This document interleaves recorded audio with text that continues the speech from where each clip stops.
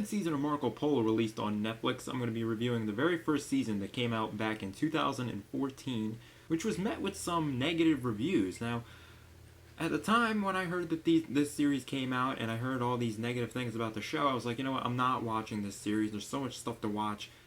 Why am I going to waste my time on this show when I'm hearing that it's not binge-worthy, it's just flat out not interesting? I just put it to the side. Well, I eventually did get around to watching it, and this is like a really underrated show that's on Netflix, which is crazy because shows don't really get underrated on Netflix. I mean, look at House of Cards, look at Orange is the New Black.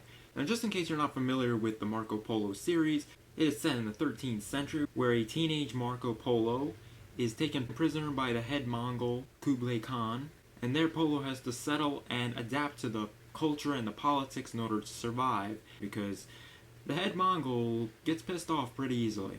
And amidst this, the Khan is trying to become the emperor of the world, and in this season Marco's allegiance to the crown is tested as the show pushes more and more forward with the conflict that's been brewing between the Mongols and the Chinese. And all I will say is that it involves a wall.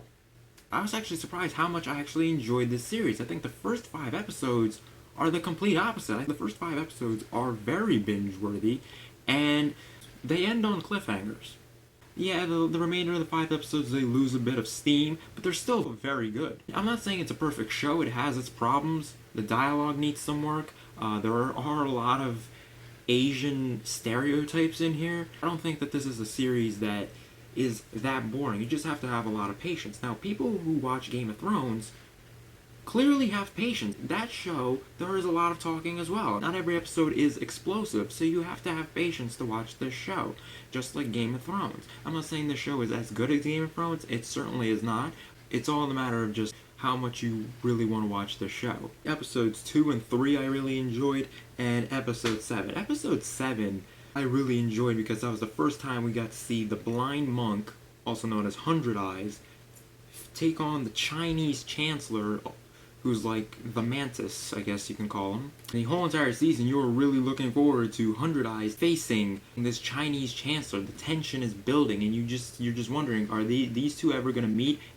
And what if this does actually happen? And it's episode 7, that's where it happens, and it's great. They also meet in the 10th episode, which is the very last episode of the season, and it's not the same as, you know, they've already met before, but the first time they meet, that is just great. That just had me on the edge of my seat. The last episode kind of just had me worried about the second season. The last 5 minutes of the episode, they're setting up season 2.